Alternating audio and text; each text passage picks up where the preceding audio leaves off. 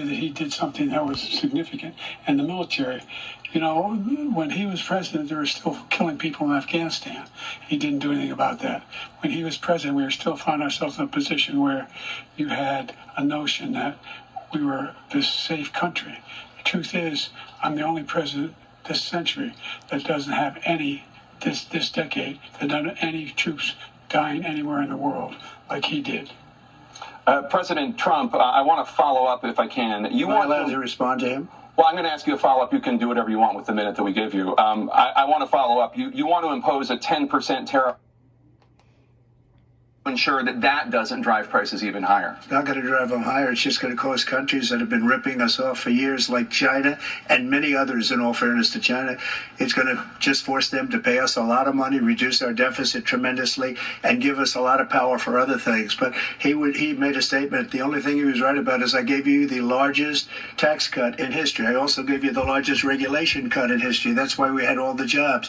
And the jobs went down, and then they bounced back, and he's taking credit for bounce-back jobs. You can't do that. He also said he inherited 9% inflation. Now, he inherited almost no inflation, and it stayed that way for 14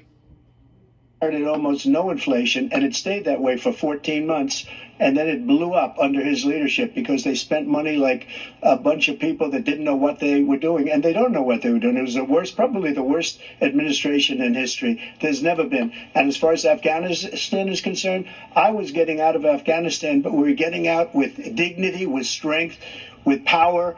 He got out. It was the most embarrassing day in the history of our country's life. President Trump, over the last 8 years, under both of your administrations, the national debt soared to record highs. And according to a new nonpartisan analysis, President Trump, your administration approved $8.4 trillion in new debt. Well, so far, President Biden, you've approved $4.3 trillion in new debt. So, former President Trump, many of the tax cuts that you signed into law are set to expire next year. You want to extend them and go even further, you say. With the U.S. facing trillion-dollar deficits and record debt, why should top earners and corporations pay even less in taxes than they do now? Because the tax cuts spurred the greatest economy that we've ever seen just prior to COVID. And even after COVID, it was so strong that we were able to get through COVID much better than just about any other country. But we spurred, that tax spurred. Now, when we cut the taxes, as an example, the revenue with much less tax, and companies were bringing back trillions of dollars back into our country. The country was going like never before, and we were ready to start paying down debt. We were ready to start using the liquid gold right under our feet, the oil and gas right under our feet. We were going to have something that nobody else has had. We got hit with COVID. We did a lot to fix it. I gave him an unbelievable situation with all of the therapeutics and all of the things that we came up with. We gave him something great. Remember, more people died under his administration, even though we had largely fixed it. More people died under his administration than our administration, and we were right in the middle of it, something which a lot of people don't like to talk about.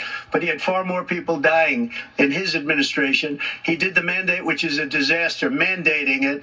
And the vaccine went out. He did a mandate on the vaccine, which is the thing that people most objected to about the vaccine. And he did a very poor job, just a very poor job. And I will tell you, not only poor there, but throughout the entire world, we're no longer respected as a country. They don't respect our leadership. They don't respect the United States anymore. We're like a third world nation between weaponization of his election, trying to go after his political opponent, all of the things he's done. We've become like a third world nation, and it's a shame.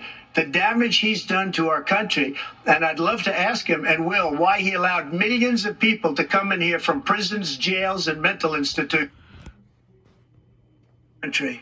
President Trump, we will get to immigration later in this block. President Biden, I want to give you an opportunity to respond to this question about the national debt. He had the largest national debt of any president in a 4-year period, number one. Number two, that $2 trillion tax cut benefited the very wealthy. What I'm going to do is fix the tax system. For example, we have 1,000 trillionaires in America. Billionaires in America. And what's happening? They're in a situation where they, in fact, pay 8.2% in taxes. If they just paid 24%, 25%, either one of those numbers. They'd raise $500 billion, I should say, in a 10-year period. We'd be able to wipe out his debt. We'd be able to help make sure that all those things we need to do, child care, elder care, making sure that we continue to strengthen our healthcare system, making sure that we're able to make every single solitary person eligible for what I've been able to do with the with the COVID. With dealing with everything we have to do with. Look, if we finally beat Medicare. Thank you, President Biden. President Trump?